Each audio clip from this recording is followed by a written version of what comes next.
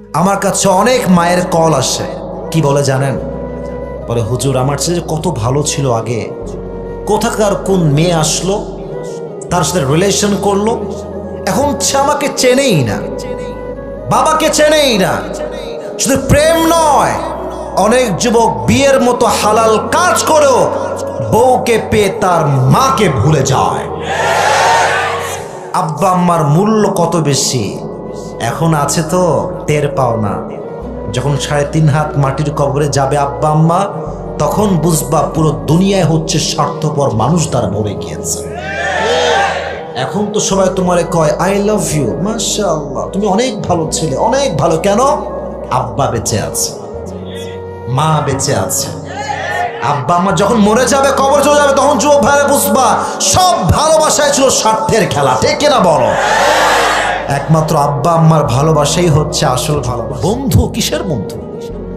বিপদে পড়ো, বন্ধুর টাকা দে রে, বন্ধুর পকেট ভর্তি টাকা, বলবে দোস্ত বলিস না, টাকা পয়সা খুবই অভাব চলছে আমার।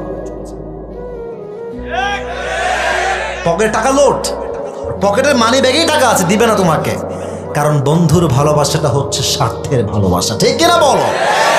স্বার্থহীন ভালো একমাত্র আব্বা এবং মাই ভালোবাসা। এই জন্য কোরআন থেকে আমরা শুনবো আব্বা এবং মায়ের ভালোবাসা কত বেশি দামি, তাদের দাম কত বেশি। চলুন আমরা শুরু করি। যে সূরা থেকে আমরা শুনবো, সূরাটার নাম হচ্ছে সূরাতু বনি ইসরাঈল, পারা নাম্বার 15। ধামরাইলের ভাইরা বলেন পারা নাম্বার কত? পৃষ্ঠা নাম্বার 3। কত নাম্বার পৃষ্ঠা? মাশাআল্লাহ। এবং যে আয়াত থেকে আমরা তাফসীর শুনবো, আয়াতটা হচ্ছে 23 নম্বর আয়াত। জোরে বলেন কত? 23 নম্বর আয়াত। আল্লাহ তাআলা বলছেন ওয়াকাযা রাব্বুকা আল্লা তা'বুদু ইল্লা ইয়্যাহু ওয়া বিল ওয়ালিদাইনি ইহসানা।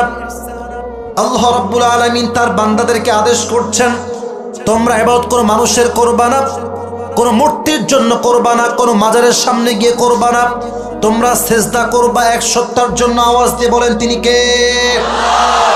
Number 1 order. Allah subhanahu wa ta'ala has declared in this ayah, you will worship no one but him.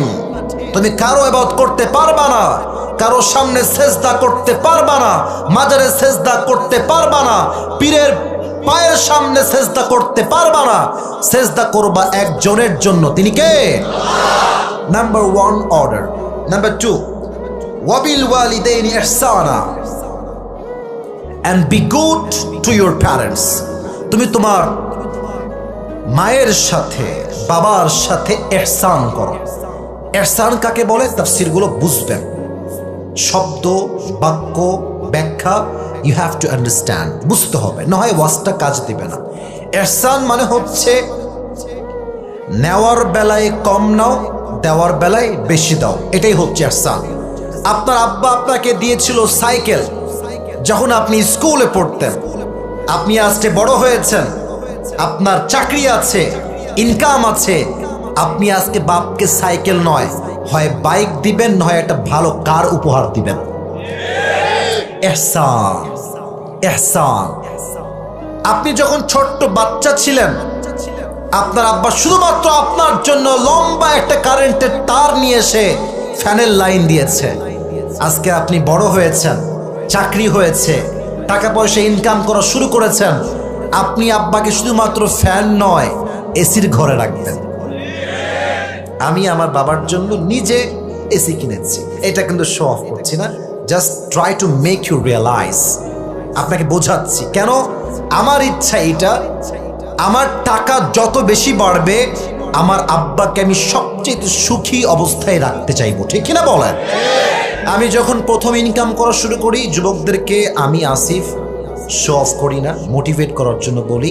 আমার ইনকাম যখন আমি করা শুরু করেছিলাম, আমার আব্বার যত ঋণ ছিল, যত ধার ছিল, আল্লাহকে সাক্ষী রেখে বলছি, আল্লাহ আমার সাক্ষী, আল্লাহকে আমি সাক্ষী রেখে বলছি, সবার আগে আমি আমার বাবার কয়েক লাখ টাকা ঋণ আগে শোধ করেছি। আর বিশ্বাস করেন, ওই যে আমি বাবার খেদমত শুরু করেছি টাকার মাধ্যমে, মানে বাবার অভাব কষ্ট ঋণ দূর করেছি, আল্লাহ যে আমাকে কত দিক থেকে দিয়েছে এটা বলার কোনো ভাষাই আমার কাছে নেই। সুবহানাল্লাহ পড়বেন না আপনারা? এজন্য আল্লাহ তাআলা বলছেন ওয়াবিল ওয়ালিদাইনি ইহসানা, দেওয়ার বেলায় বেশি দাও, নেওয়ার বেলায় কম নাও।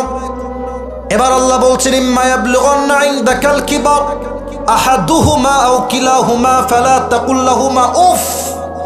আব্বা এবং মায়ের কেউ যদি তোমার সাথে বৃদ্ধ হয়ে যায়, ফালা তাকুল লাহুমা উফ, do not say to them annoyance word, বাজে ভাষায় কথা বলো না, উফ। মাঝে মাঝে বিরক্ত হয়ে আমরা উফ বলি না? বলেন না কেন বলি না? কখন বলি? কখন বলি একটু বুঝবেন। আপনি বসে বসে মোবাইল টিপছেন, মা বলছে কিরে খাবি না, খাবার ঠান্ডা হয়ে গেল, আয় জলদি করে। আপনি কি বলেন? উফ মা, এত ডিস্টার্ব করে কেউ, এত ডাকে কেউ। আল্লাহ বলছেন খবরদার এই উফটা বলবা না। আচ্ছা আমার হাত দেখেন, আমার হাতের এইটা কি? এই যে এইটা নখ, এটার নাম কি?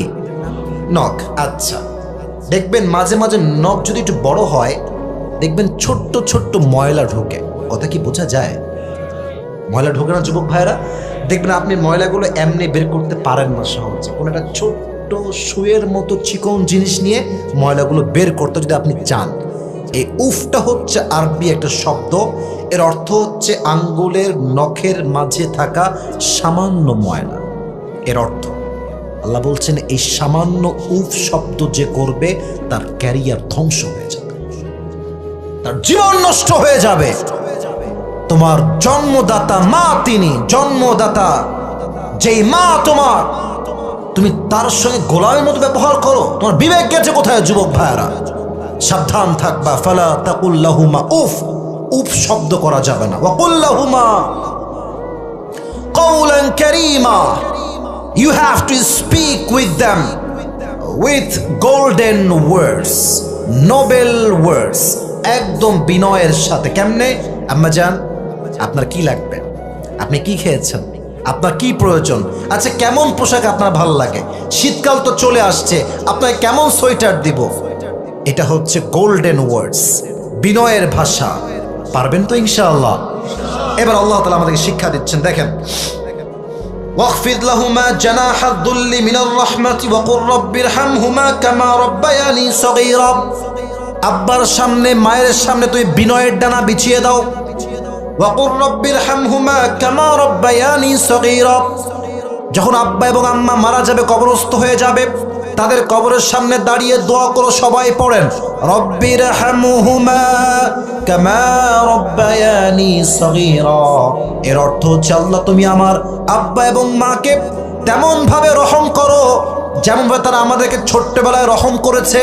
আমি যখন ছোট্ট শিশু ছিলাম, দুধের জন্য ফাল পেড়েছি, লাফ দিয়েছি, মায়ের বুকের উপরে পেশাব করেছি, বিছানায় পেশাব করেছি, আমার মা কি আমাকে ধরে ফেলে দিয়েছে? বলেন না কেন ফেলে দিয়েছে? আল্লাহ বলছেন খবরদার বেয়াদবি করিস না। যখন মারা যাবে আল্লাহকে বল, Allah have mercy upon them as they brought up me when I was small. Allah তুমি আমার আব্বা এবং আম্মাকে কবরে তেমন ভাবে রহম করো যেমন তারা আমাদেরকে ছোট্ট শিশু অবস্থায় রহম করেছে। সকলেই মন করে পড়ে আমিন। আপনাদের মাঝে বাবা এবং মা এখনো বেঁচে আছে, কে কে একটু হাত তুলতে পারবেন? বেঁচে আছে মাশাআল্লাহ, হাত নামান, হাত নামান। অনেকের বেঁচে আছে মাশাআল্লাহ। আমারও আব্বা আম্মা দুইজনই বেঁচে আছে। ওয়াজটা শুনবেন শুধুমাত্র কানের মজার জন্য নয়, আমলের নিয়তে শুনবেন। রাজি আছেন তো ইনশাআল্লাহ? আচ্ছা, একজন সাহাবী, তার নাম হচ্ছে আলকামা। নাম শুনছেন আপনারা সবাই? আলকামা, হাদিসে আসছে আলকামা একজন নবীজির সাহাবী ছিলেন। যখন তার মৃত্যুর সময় আসলো, তার জবান দিয়ে কালেমা বের হচ্ছে। সাহাবা ইকরামরা তালকিন করছে, কালেমা পড়ো, কালেমা পড়ো, কালেমা পড়ো। তার জবান দিয়ে কালেমা বের হয় না। এবার সাহাবা ইকরাম নবীজির কাছে বলে, ইয়া রাসূলুল্লাহ, আপনার সাহাবী আলকামার জবান দিয়ে কালেমা বের হয় না, কি করা যায়? নবীজি বললেন, তোমরা তার মায়ের কাছে যাও, মাকে গিয়ে বলো, আম্মা জান আপনার ছেলেকে আপনার খেদমত ঠিকঠাক করেছিল? যখন তারা আসছে মায়ের কাছে, আম্মা জান বলছে, না না না, ও সাহাবী হতে পারে, বাট ও আমার খেদমত ঠিকঠাক করে না, ওকে আমি মাফই করব না। এবার সাহাবা একরাম বলল, আপনি মাফ না করলে ও কিন্তু জাহান্নামে যাবে, আপনি মাফ করে দেন আম্মা যান। কিন্তু মা বলছো আমাকে যেই পরিমাণ কষ্ট দিয়েছে আমি ওকে কখনো জীবনে মাফ করতে পারবো না। এবার সাহাবা একরাম সবাই মিলে নবীকে বলল, নবী আলকামার মা তো আলকামাকে মাফ করতেই চাচ্ছে না, আমরা কি করতে পারি? এবার নবীজি নিজেই আলকামার মায়ের কাছে আসলেন, বললেন, এই সাহাবীরা শোনো, এই মাঠের মাঝখানে আগুন লাগিয়ে দাও আর আগুনের সোজা আলকামাকে গিয়ে নিক্ষেপ করো। মায়ের সামনে বলছে। আয় হায় হায়, মায়ের দয়া কত বেশি। নিজের সন্তানকে আগুনে পোড়ানো হবে শুনে আলকামার মা হাউমাউ করে কান্না করে দিয়েছে আর বলছে, ইয়া রাসূলুল্লাহ, আমার সন্তান আমার সামনে আগুনে পড়ে আমি সহ্য করতে পারবো না।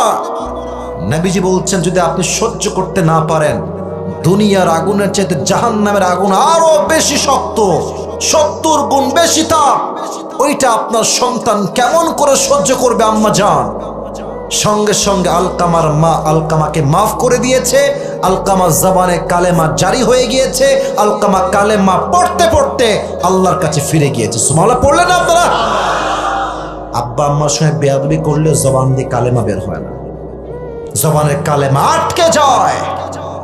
আর মাথায় রাখবেন, পীরের দোয়ার চাইতে বাবা মায়ের দোয়া অনেক বেশি দামি। আপনার আসতে ঠিক কেন? জোরে বলুন, কথা ঠিক আছে কিনা যুবক ভাই? পীরের দোয়ার চাইতে মায়ের দোয়ার দাম অনেক বেশি। আর অনেকে দেখবেন মাজারে গিয়ে আজকাল সন্তান চায়, আছে না? বেশিরভাগ মেয়েরা করে, বাবা আমাকে একটা মেয়ে দেন বাবা। अजीब ये कहां से आते हैं ये लोग, ये কই থেকে আসছে এরা? আচ্ছা আপনারা সবাই সিলেটের নাম শুনছেন? আপনারা মরে গেলেন কেন? আমার সাথে কথা বলেন। সিলেটের নাম শুনছেন?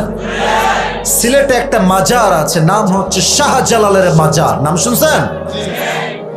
গেলে দেখবেন ওই গেটের কাছে কিছু ফকির থাকে, হ্যাঁ, হাতে কি থাকে? এই যে থালা। আর মাজারে গেলে দেখবেন, ওইটা যাওয়া লাগবে না, মাজারে দেখবেন এন্ট্রি গেটে ফকিরা সব থালা নিয়ে বসে আছে। কথা ঠিক কিনা বলো যুবক ভাইরা? আমার কথাটা একটু বুঝবেন, তাহলে আমার কথার মর্মার্থ বুঝবেন। আচ্ছা, যে ফকিরটা থালা নিয়ে বসে আছে ওই ফকির তো মাজারেই থাকে, থাকে না? আপনি পুরো বছরে একবার গিয়েছেন আর ফকির পুরো বছর মাজারেই আছে। বাবা যান, একটু কি বোঝেন না? বাবা যদি কিছু দিতেই পারত তাহলে আপনাকে বাদ দিয়ে ফকিরকে আগে দিত, কারণ ফকির সারা জীবন কাটলোই মাজারে। তো বাবা তো আপনার মতো বেঈমানকে দিবে যে পুরো বছরে একবার আসছে, তাকেই তো দিও বাবা যে তার পুরো জীবনটা মাজারেই কাটিয়ে দিয়েছে। ঠিক কিনা বলো যুবক ভাইরা? যেখানে ফকিরের হাতে আজও থালা ধরা আর তুমি গেছো বাবা আমার সন্তান দাও, এটা লজিকে ধরে যুবক ভাইরা? বলো বলো বলো বলো বলো। এর জন্য মাথায় রাখবেন, বাবার দোয়ার চাইতে, মাজারের বাবার দোয়ার চাইতে আর পীরের চাইতে মায়ের দোয়া আল্লাহর কাছে অধিক প্রিয়। ঠিক কিনা বলো যুবক ভাই?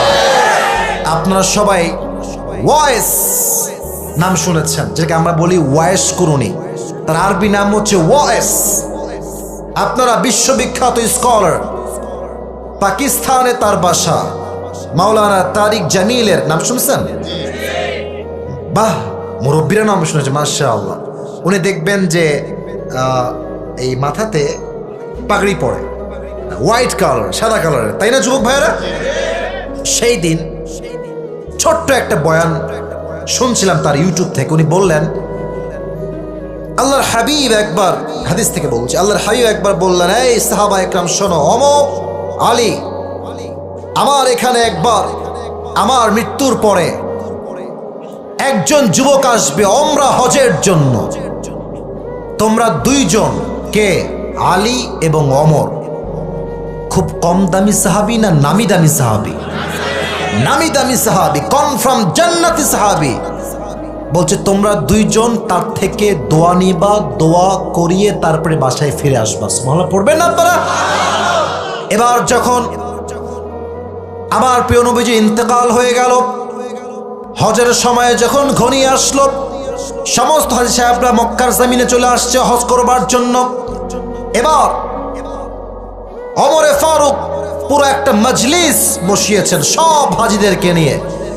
বলছেন ওয়াইস কে, দাঁড়িয়ে যা, ওয়াইস নামে কেউ আছে কিনা? তো কেউ দাঁড়ায় নাই। বলছে তোমাদের মাঝে কোন গোত্র থেকে কে আছো, দাঁড়িয়ে যাও। দাঁড়িয়েছে। তো বলছে তুমি কি ওয়াইসকে চেনো? তো বলছে হ্যাঁ চিনি, ওইটা আমার ভাতিজা হয়, মাথার তার একটু ছিঁড়া আছে।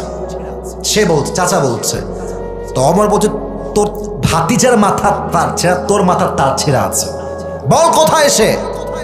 তো সে বলল আমার ভাতিজা অমুক পাহাড়ে গিয়েছে ছাগল চড়াবার জন্য, আপনারা ওখানে গেলে তাকে পাবেন। এবার ওমরে ফারুক এবং আলী রাদিয়াল্লাহু তাআলা আনহু দুইজন মিলে ঘোড়ায় উঠে দৌড় দিয়েছে ওয়াইসের কাছে দোয়া চাওয়ার জন্য।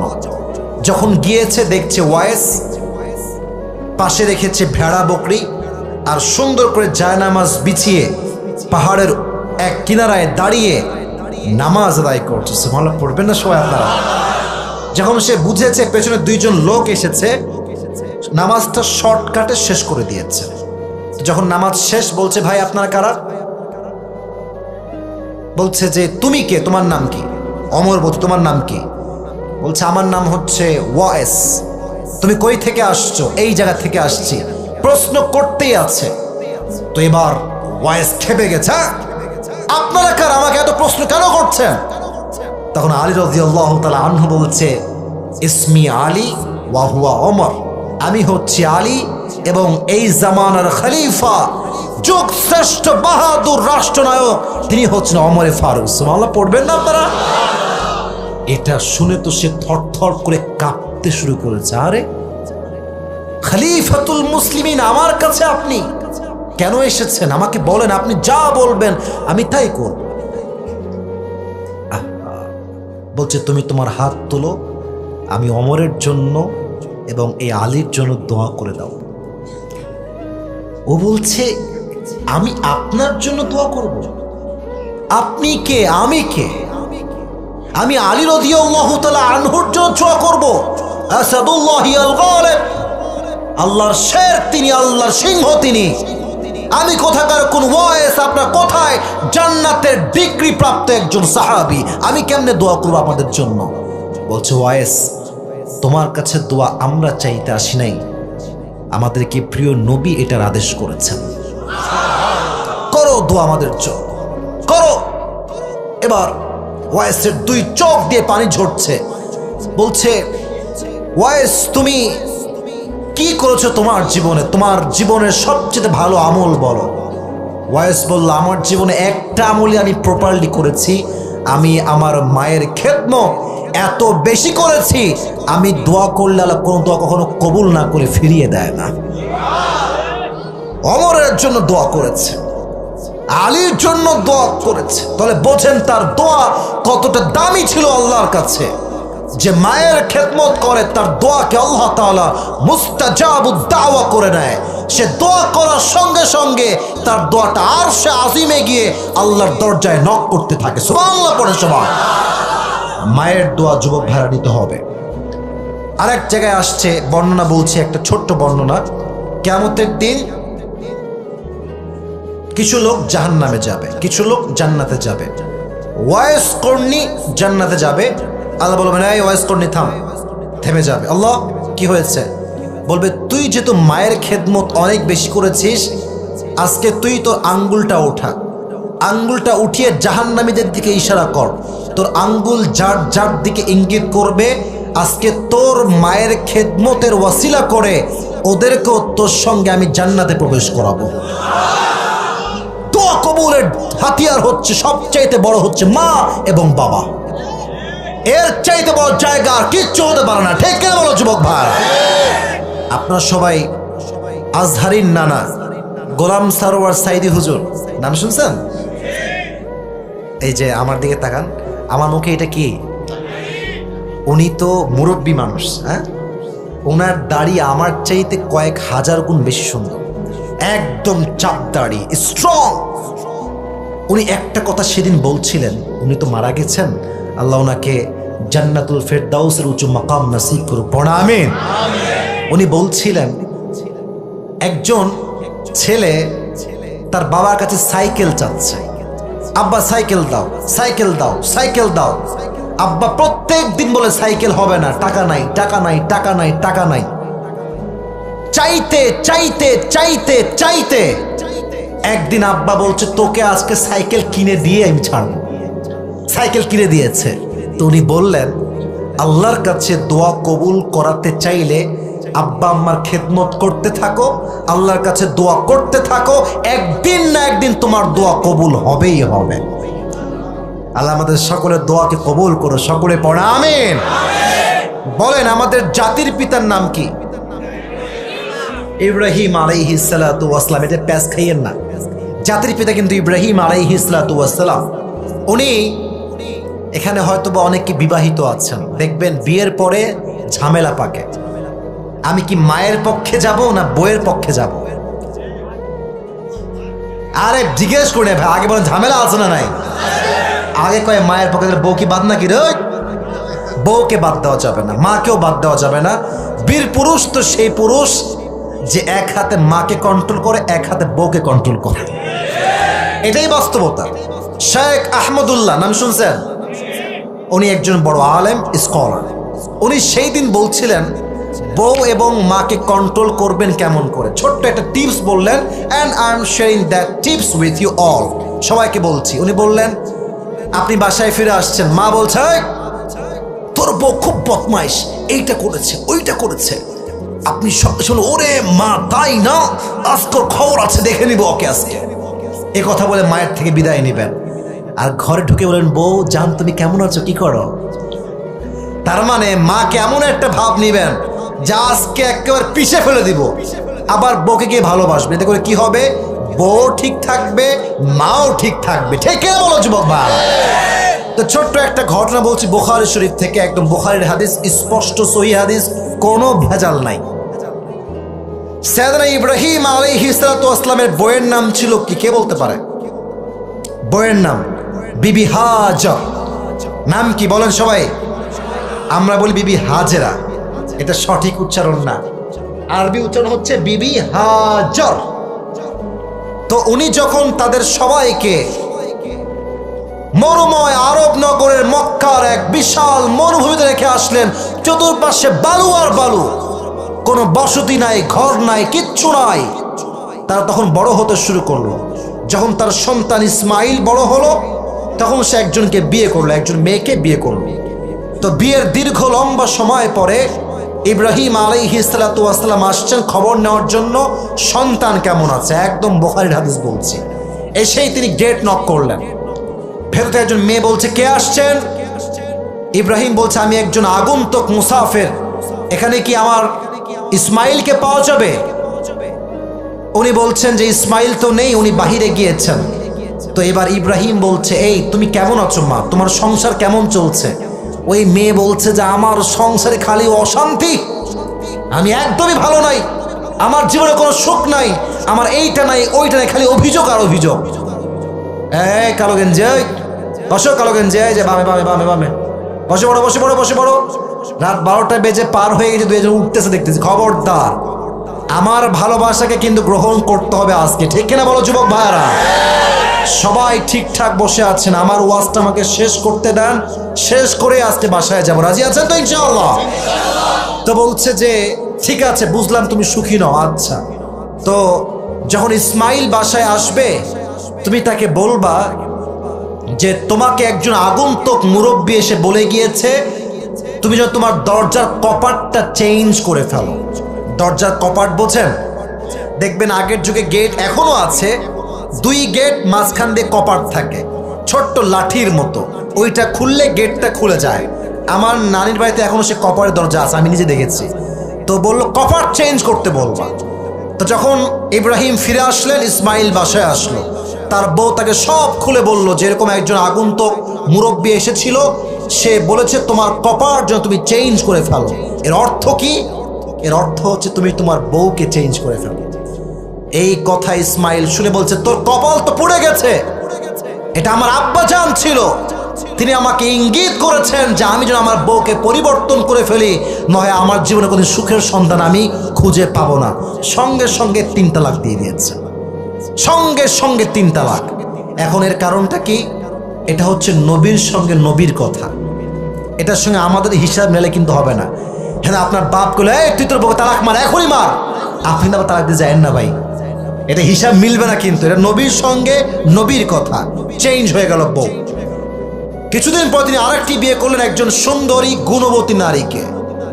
এবার দীর্ঘ লম্বা সময় পরে আবার সাইয়েদনা ইব্রাহিম আলাইহিস সালাতু ওয়াস সালাম ইসমাইলকে সন্ধান করবার জন্য তার বাসায় আসলেন, দরজায় নক করলেন। সেদিনও ইসমাইল বাসায় নেই। মেয়ে এসেছে, বউ বলছে কে আপনি? বলছে আমার পরিচয় বলা যাবে না, আমি যে আগন্তুক মুসাফির। ইসমাইল কি বাসায় আছে? তো সে খুব বিনয়ের সাথে বলে আমার স্বামী যান বাহিরে গিয়েছেন, বাসায় নেই। তো উনি এবার বললেন সেম কোয়েশ্চেন, সেম প্রশ্ন, মা তুমি কেমন আছো? এই মেয়ে একদম উল্টা জবাব, বলছে আলহামদুলিল্লাহ, আল্লাহ আমাকে অনেক ভালো রেখেছে, আমি অনেক ভালো, আর আমার কপাল ভালো, আমি একজন ভালো স্বামী পাইছি। এবার ইব্রাহিম বললেন যে মা, কথা দেখেন বুখারীর হাদিস কিন্তু কোনো বানাই বলছে না, মা তুমি তোমার স্বামীকে বইলো তার দরজার এখন যে কপাটটা আছে এটা যেন সে আজীবনেও আর কখনো চেঞ্জ না করে, এটা আজীবন রেখে দিতে বলবা।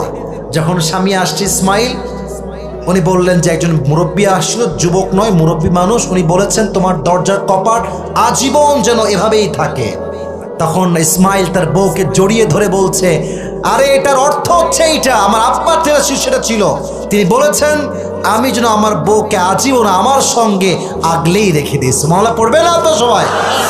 এজন্য বিয়ের পরে মাঝে মাঝে বাবা মা যে পরামর্শ দেয় এটা মানতে হয়। মাঝে মাঝে আপনি বাবাকে মাইনাস করবেন, বাবার বদদোয়া লাগলে আপনার সংসারও যাবে, আপনার ক্যারিয়ারও ধ্বংস হবে। ঠিক কিনা বলো যুবক ভাইরা? আপনারা সবাই বলেন তো, আমার প্রিয় নবীর মা যে মারা গেছেন কত বছর বয়সে? 6 বছর। 6 বছর বয়সে মারা গেছে, 9 না 6 বছর। ইস, এই ঘটনা বললে আমার আবেগকে আমি কন্ট্রোল করতে পারি না, আবেগ আমার বেশি হয়ে যায়। নবী যখন সফর থেকে কামব্যাক করছেন আম্মা জানকে নিয়ে, বাসায় ফিরবেন বলে, লম্বা একটা কালো পাহাড়, চতুর্পাশে পাথর আর পাথর। হঠাৎ করে আম্মা জান বলছে মুহাম্মদ আমার পেটে বড্ড যন্ত্রণা শুরু হয়েছে, উটটা থামাও, উটটা থামাও। উট থামিয়েছে, আম্মা জান নেমেছে, একটু পরে ব্যথা যন্ত্রণা এত বেশি বেড়ে গেছে যে যন্ত্রণায় এক অজ্ঞান হয়ে যাওয়ার মতো অবস্থা। এবার নবীজি কি করবেন? কান্না শুরু করেছেন। আম্মা জান আপনার কি হয়েছে বলুন আমাকে, আমি আপনার সব সেবা করব। আম্মা জান বুঝে গিয়েছে আমার হায়াত বেশি দিন বাকি আর নাই। উনি বললেন কুল্লু জাদীদিন বাল ওয়া কুল্লু হাইয়িন মাইয়িত ওয়া লাকাদ ওয়ালাদতু তুহরা। উনি বললেন প্রত্যেকটা নতুন জিনিস পুরাতন হবে, প্রত্যেক জীবিত মানুষ একদিন মৃত হবে, আর আমার মনে হয় আমি তো আমার জন্মগত অবস্থায় এমন একজন সন্তানকে জন্ম দিয়েছি যে পুরো পৃথিবীকে আলোকিত করে দিবে। সুবহানাল্লাহ পড়বেন না আপনারা? মুহাম্মদ আমার সময় মনে হয় শেষ। এই কথা বলেই নবীজির আম্মাজান জায়গায় ইন্তেকাল করলেন। 6 বছরের বাচ্চা, জন্মের আগে বাবা নাই, জন্মের 6 বছর পরে মাও নাই। নবীজি চিৎকার করে কান্না শুরু করেছেন। ওখানে একজন গোলাম দাসী ছিল, তার মায়ের দাসী নবীজিকে ধরে উম্মে আইমান টেনে হিচড়ে নিয়ে আসছে মায়ের থেকে। নবীজি মায়ের কবর থেকে এক চুল পরিমাণ নড়ছে না, মায়ের কবরটা কেমনে আগলে ধরে আছে। উম্মে আইমান ধরে টেনে হিচড়ে পাহাড় থেকে নিয়ে নবীজিকে বাসায় নিয়ে গিয়েছেন। 6 বছরের প্রিয় নবী মুহাম্মদুর রাসূলুল্লাহ সাল্লাল্লাহু আলাইহি ওয়াসাল্লাম খাওয়ার ঠিক নাই, ঘুমের ঠিক নাই, একদম শুকিয়ে গিয়েছে। মায়ের চিন্তা, আমার মা গেল কোথায়? হাদিসে আসছে ওই যে মাকে কবর দিয়েছেন, দীর্ঘ 57 বছর পরে তিনি মায়ের কবরে আবার আসছেন। আর মায়ের কবরের কাছে বসে আমার বডি দেখেন, আমি হাদিসটাকে প্র্যাকটিক্যালি বোঝাচ্ছি। দেখবেন মাঝে মাঝে বাচ্চারা রাগ করলে এই 2 হাঁটু এমনি এই নাক বরাবর নিয়ে আসে এবং হাঁটুতে মাথা রেখে দুই হাত দিয়ে এমনে থাকে। কথা কি আমার বোঝা যায়? স্পেস নাই, না আমি পরিপূর্ণ বুঝাইতাম আরো ভালো করে। তো নবীজি কি করলেন? কবরের সামনে বসলেন। বাচ্চারা কথা বলো না বাচ্চারা। কবরের সামনে তিনি বসলেন, দুই হাঁটুকে উপরের দিকে দিলেন, এইরকম দুই হাত দিয়ে কপালটাকে নিচের দিকে নিয়ে ছোট্ট শিশুর মতো কান্না শুরু করলেন। দুই চোখ দিয়ে অশ্রু ছড়ছে। আর কবরে বসে বলছে, আম্মা জান, আপনি তো জানতেন যে আপনি ছাড়া আমার দুনিয়াতে আর কেউ ছিল না। আপনি তো আমার জীবনের সবচেয়ে বড় সাহারা ছিলেন। আপনি আমার সবচেয়ে বড় শক্তির জায়গা ছিলেন। আম্মা জান, আপনি আমাকে রেখে কোথায় গেলেন?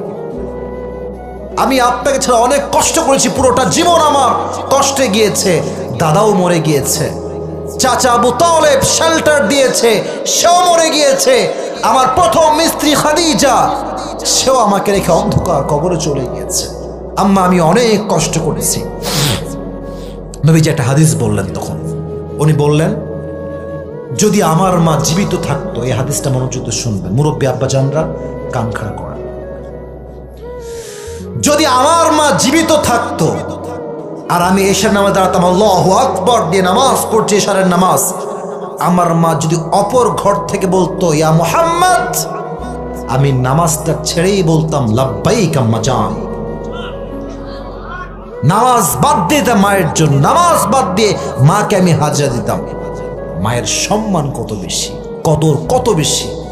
আজকালকার যুব সমাজ মাকে মাই মনে করে না, মাথার একটা বোঝা মনে করে। ঠিক কিনা বলো যুবক ভাইরা? মা বড় দামি জিনিস যুবক ভাইরা।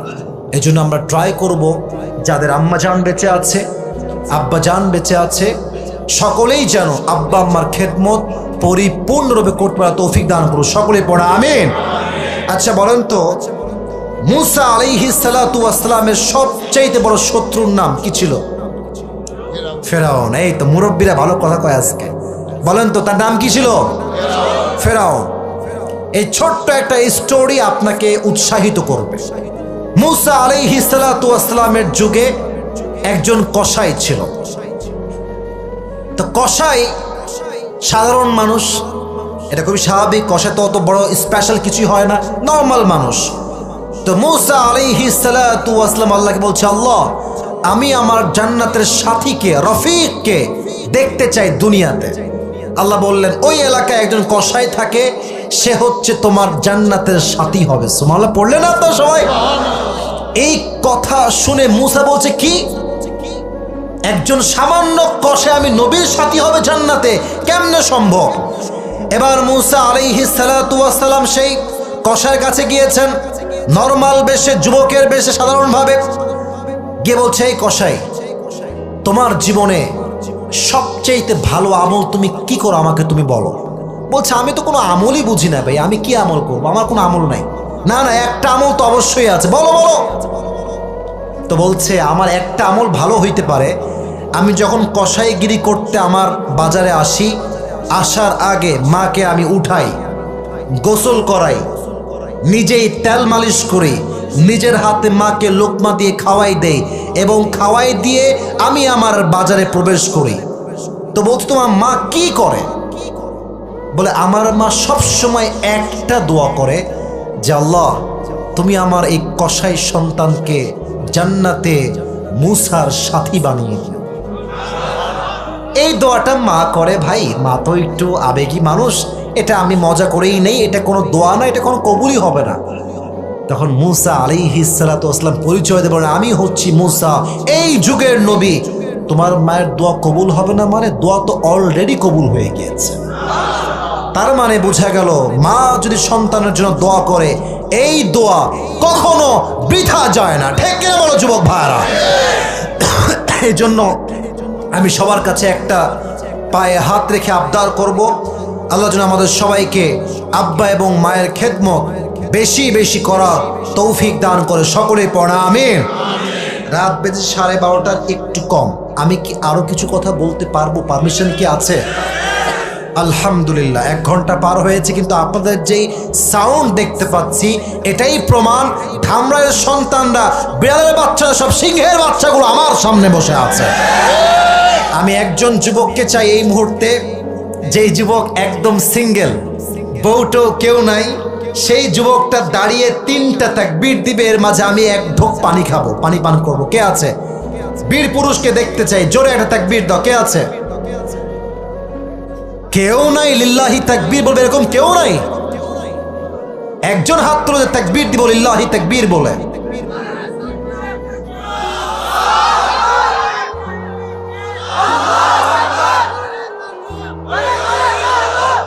তুই বউ পাবি না, তোর বউ হবে না। একজন লাগতো যে বাঘের মতো তাকবীর দিবে, পারে নাই কেউ। কেউ কি আছে একবার লিল্লাহি তাকবীর বলে বাঘের মতো? সাহস নাই, ধামড়ায় ছেড়ে দিচ্ছি। হায় হায় হায় হায় হায়। কে আছে? দেন, আপনি দেন মুরব্বী, যুবকরা পারবে না।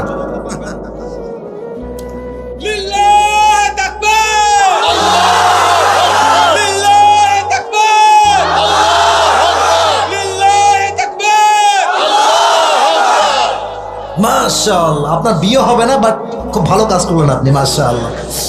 যুবকরা পারে নাই, মুরব্বী পেরেছেন। আমি আগে বোঝা আছে মুরব্বীরা সবচেয়ে শক্তিশালী মুরব্বী, ঠিক কিনা বলো যুবক ভাই? তা আমি কথাগুলোকে রিপিট করছি। আমি আমার মানি ব্যাগটা কি দেখে আসলাম নাকি? দেখি তো মানি ব্যাগটা কি আছে? আছে। এই সবাই সাহেব দেন, টাকা পয়সা কি আছে এখানে? আছে মোটামুটি, জ্যাদা তো নেই, লেকিন জিতনা ভি হে কম নেই হে মেরে দোস্ত, চলে মোটামুটি।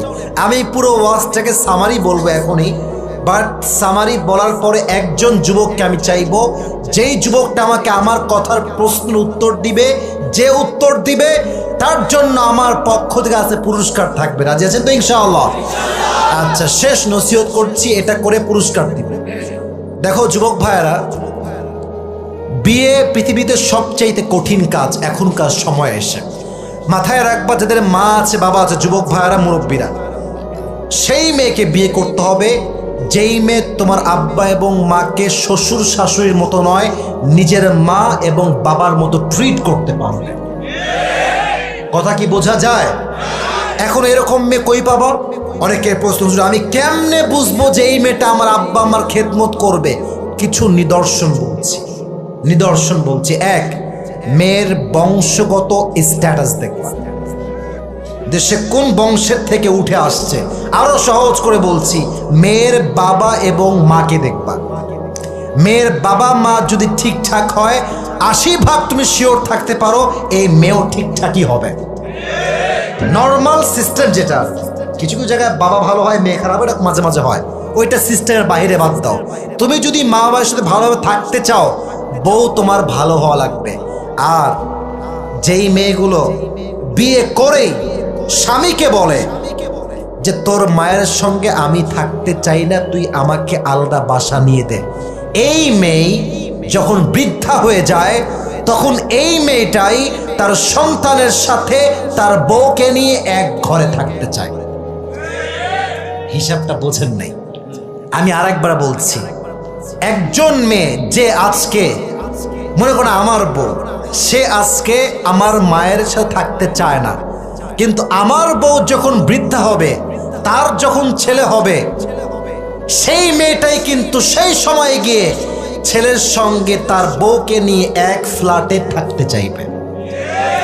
তো আপনি যদি থাকতে চান সন্তানের সাথে, তাহলে আজকে আপনি আপনার স্বামীকে তার মায়ের থেকে কেন আলাদা করবেন? কথা ঠিক কিনা বলো যুবক ভাইরা? তো বিয়ে করবা সেই মেয়েকে যেই মেয়ের বংশগত স্ট্যাটাস ভালো। এক, শেষ। দুই, যদি আব্বা আম্মার সাথে খেদমত ঠিকঠাক রাখতে চাও, সেই মেয়েকে বিয়ে করবা যার চরিত্র ভালো। মেয়েরা খুবই ডেঞ্জারাস। অনেক মেয়ে এখানে আছে, আমাকে শুনছে, আমার বোনদেরকে আমি বড্ড ভালোবাসি, বড্ড সম্মান করি, কিন্তু আমার আফসোস লাগে ঢাকাতে আসলে ঢাকার মেয়েরা যেই পরিমাণ উলঙ্গ পোশাক পরে, এটা বাংলাদেশের কোনো জেলাতে আপনি খুঁজেই পাবেন না। যদি বিশ্বাস না হয়, ঢাকা শহরে ঘুরলেই বুঝবেন। তাই বলে চোখ তুলে তাকিয়ে থাকবেন না। হ্যাঁ, এই যারা তাকায় থাকে, এই তাকালি কেন রে হবে, বলে হুজুর एक बार देखना हलाल है, ये हम भी जानते हैं कि एक बार देखना हलाल है, तो जब मैंने देख लिया, अगर मैंने आँख को नीचे कर लिया तो ये तो हराम हो जाएगा। तो हम देखेंगे और क़यामत तक ही देखेंगे ताकि ये हलाल हो जाए। लॉजिक बुझते पारছেন? চোখ নামাইলেই তো হারাম, কারণ হাদিস আসছে একবার দেখলে মাফ হবে। ওরে বাটপার, একবার তাকায় তো চোখ নামেই না। তো মাথায় রাখবেন, যার পোশাক ভালো, দিনদারিত্ব ভালো, চরিত্র ভালো, সেই মেয়ে কখনোই আপনার আব্বা আম্মার সঙ্গে গাদ্দারি বেইমানি করতে পারবে না। 3 নাম্বার কথা, যখন তুমি বিয়ে করতে যাবা, মেয়ের ব্যাকগ্রাউন্ড, পাস্ট, সে এখন কেমন অবস্থায় আছে, এটাকে check, cross check, double check খুব ভালোভাবে করবা। কারণ বিয়ে করতে গেলে কিন্তু সব মেয়ে জান্নাতের হুর হয়ে যায়। এমন একটা ভাব মনে হবে ইয়ার ইয়ে তো অভি কবি জান্নাত সে ভাগ কে আই হ্যায়। কথা ঠিক আছে যুবক ভাইরা? বলো বলো বলো।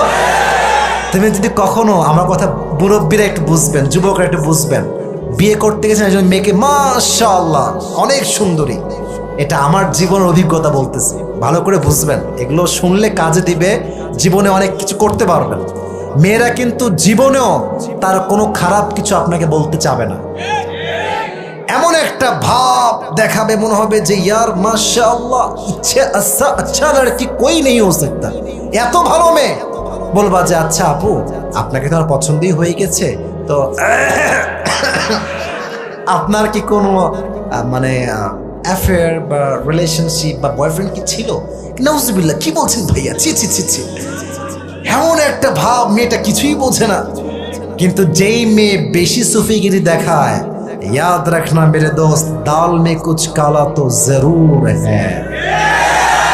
একটু জাস্টিফাই করো, এই যে মুরব্বী আব্বা জানরা এসেছে, ওদেরকে নিয়ে যাও। মুরব্বীদের কাছে অনেক ভুড়ি ভরা, ঝুড়ি ভরা, বস্তা ভরা এক্সপিরিয়েন্স আছে, তাদের অভিজ্ঞতা আছে। ওনাদেরকে নিয়ে যাবা, মেয়েকে ভালো করে চেক করবা, বুঝে শুনে বিয়ে করবা। বিয়ের ক্ষেত্রে ভুল মানে পুরো জীবনটাই ভুল। আব্বা আম্মার সঙ্গে সম্পর্ক ঠিক রাখতে চাইলে your wife has to be the good person, বউ ভালো হওয়া লাগবে। আল্লাহ আমাদের সবাইকে ভালো মেয়ে, দিনদার মেয়েকে বিয়ে করার তৌফিক দান করুন, সকলে পড়ে আমিন। আর একটা ছোট্ট কথা বলে শেষ করবো, রাগ করবেন না তো আপনারা? আচ্ছা, আগে প্রশ্ন করি, আমরা কি চাই যে আব্বা আম্মা আমাদেরকে ভালোবাসুক? বুঝি নাই। চাই চাই চাই চাই চাই। আচ্ছা, যদি আব্বা আম্মা ভালোবাসুক এটা আপনি চান, আব্বা আম্মার মতামতকে গুরুত্ব দিবেন। মতামত বোঝেন? মনে করেন আপনি একটা জীবনে নতুন উদ্যোগ নিয়েছেন যে এই কাজটা করবেন, আব্বাকে বলুন, আব্বা আমি তো এই কাজটা করছি, তুমি কি বলছো? তুমি যদি বলো করতে, আমি করব, না বললে করব না। আব্বা যদি দেখে যে আপনি এত গুরুত্ব দিচ্ছেন, বাবার কাছে দোয়া চাইতে হবে না, বাবার মুখ দিয়ে এমনি আপনার জন্য দোয়া বের হয়ে যাবে, ঠিক কিনা বলেন? অনেক যুবক জীবনে কত কিছু যে করে, আব্বা আম্মা থেকে পারমিশন নেওয়ার দরকারটাও মনে কর। আবার অনেক যুবক কাছে পালিয়ে বিয়ে করে, পালিয়ে বিয়ে করে না, করে না, করে না, করে না, করে না। অনেক মেয়ে পালিয়ে বিয়ে করে, আর বাসও খায়, বিশাল বড় একটা বাস। যুবকেরা, যেই মেয়েকে আজকে সুন্দরী দেখে বিয়ে করো, আব্বা আম্মাকে মাইনাস করে, আজকের সুন্দরী কালকে কাল নাগিনীও হতে পারে, মাথায় রাখবা কথাটা। এর জন্য আব্বা আম্মার দোয়া নিয়ে, পারমিশন নিয়ে, যাকে ভালো লাগে তাকে আমরা বিয়ে করো। আব্বাদেরকে বলবো, আব্বাজান যারা আছেন মুরব্বীরা, যদি আপনার মেয়ে থাকে, সাবধান, সামনে আসছে বিশ্ব বেহায়া দিবস, নির্লজ্জ দিবস। আপনার মেয়ে এই ভালোবাসার দিবসে বাসার চতুর্সীমা থেকে বের হতে পারবে না, ঠিক না বলো? আর আমাদের যাদের বোন আছে, control your sister. If you have a daughter, control your daughter. দিন থাকতে সাবধান রাখেন। আর একটা কথা বলছি, মাইন্ড করবেন না, ভালোবাসার দিবসে মেয়েকে বাহিরে বের হতে দিবেন।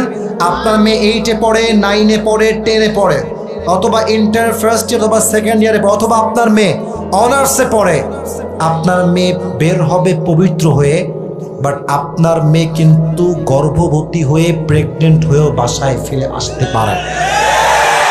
খবরদার, নিজের মেয়েকে ভালোবাসার দিবসের মতো বেহায়াতের দিবসে বাহিরে রাস্তাঘাটে ওপেনলি ঘুরতে দেওয়া যাবে না, ঠিক কিনা বলে? আর তোমরা যা যুবক ভাইরা এসেছো, একটা মেসেজ রাখবা, যদি রাস্তায় দেখো যে মেয়েরা ছেলেরা ওপেনলি পাবলিক প্লেসে ভালোবাসার দিবসে ফষ্টি নষ্টি করছে, এদের বিরুদ্ধে কঠিন অ্যাকশন তোমাকে নিতে হবে। এটা আমার সমাজ, আমার সমাজ নষ্ট হবে, এটা আমি কখনো চুল পরিমাণ বরদাস্ত করতে পারবো না, ঠিক কিনা বলে? আর যেই মেয়েগুলো তোমার বোন অথবা তোমার বউ যেই হোক, যদি দেখো ফেসবুকে খালি ভালোবাসার দিবসে স্ট্যাটাস দিতেই আছে, পোস্ট করতেই আছে, ওকে আগে বোঝাবা যায় ভালো হয়ে যা মাসুদ, ঠিক কিনা বলেন যুবক ভাইরা? ভালো হয়ে যা মাসুদ। যদি ভালো না হয় ওরে হয় আনফ্রেন্ড করবেন, না হয় সোজা ধরে ব্লক করে দিবেন। যে খ্রিস্টানদের দিবস পালন করবে সে আমার বন্ধু হওয়ার কোনো যোগ্যতা রাখে না, ঠিক কিনা বলে? আল্লাহ আমাদের সবাইকে সমস্ত ভালোবাসার দিবসের ফিতনার থেকে হেফাজত করুন, সকলে পড়ে আমিন। মাশাআল্লাহ, শেষ ভালো যার সব ভালো তার সবই আপনাদের ভালো হয়েছে। আমি পুরস্কার দিব, আমি কিছু মেসেজ দিচ্ছি, এটাকে মুখস্থ করেন। আজকে আমরা কাদের খেদমত নিয়ে কথা বলেছি? মাশাআল্লাহ, কাদের খেদমত? মা বাবা। প্রথম বলেছিলাম আব্বা আম্মার সঙ্গে কোন প্রকার বাজে শব্দ কথা বলা যাবে। আমি কয়েকটা হাদিস শেয়ার করেছি। প্রথম হাদিস ছিল আলকামা, তার জবানে কালেমা জারি হয়নি, কারণ আব্বা আম্মার অবাধ্য ছিল। তো আব্বা আম্মার অবাধ্য যে হয় তার কালেমা বন্ধ হয়ে যায়, অতএব কেউ কখনো আব্বা আম্মার অবাধ্য হব না। রাজি আছেন? এক হাদিস শেষ। দুই হাদিস আমি বলেছিলাম ওয়াইস করুণের কথা, যে আব্বা আম্মার খেদমত এত বেশি করেছে তার দোয়াটা মুস্তাজাবুদ দাওয়া হয়ে গিয়েছে। সে দোয়া করলেই আল্লাহ তার দোয়াকে কোনো ফিরিয়ে দেয় না। সুবহানাল্লাহ পড়বেন না? এই জন্য দুইজন সাহাবী, এক হচ্ছে ওমরে ফারুক, এক দুই হচ্ছে আলী, দুই নম্বরে কে? এই দুইজনকে নবী বললেন যাও তোমরা দুইজনকে ওর থেকে দোয়া চাও। কেন? একমাত্র মায়ের খেদমতটা বড় মাধ্যম ছিল। সুবহানাল্লাহ পড়বেন না আপনারা? দুই নাম্বার হাদিস শেষ। তিন নাম্বার, ইব্রাহিম আলাইহিস সালাতু ওয়াস সালাম কথা বলেছিলাম বুখারী শরীফ থেকে, যে উনি ওনার সন্তানকে প্রথমে বললেন তুমি তোমার কপারটাকে চেঞ্জ করো। তার মানে কি চেঞ্জ করতে হবে?